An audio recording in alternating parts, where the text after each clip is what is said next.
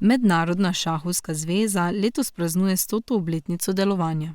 V Slovenski Bistrici so jubilej obeležili šahovsko simultanko v športni dvorani. Velemojster Jure Škoberne se je pomeril z 20 igralci.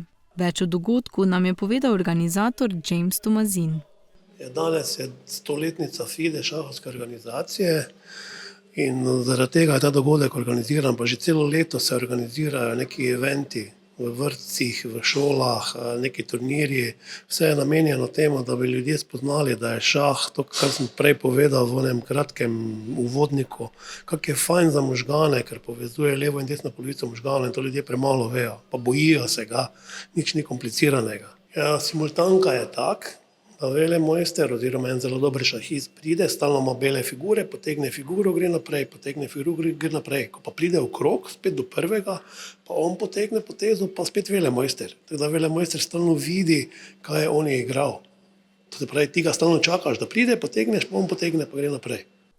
Nekaj besed je z nami spregovorila tudi partnerka velemojstra Darja Kapš, katera tudi sama drži naziv velemojstra.